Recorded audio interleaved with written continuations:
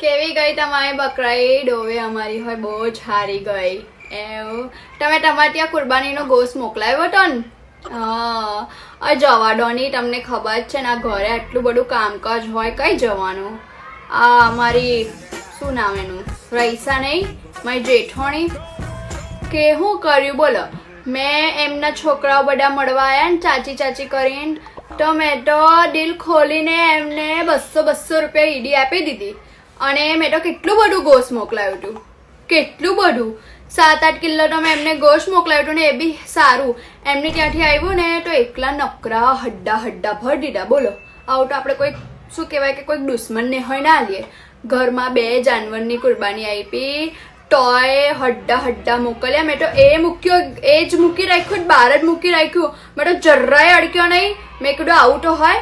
અને મારા છોકરાઓ ગયા ને તો 50 રૂપિયા ઈડી આપી. બોલો ખાલી. એટલે મોટી મમ્મી કહીને ગયા અને આવું કરે.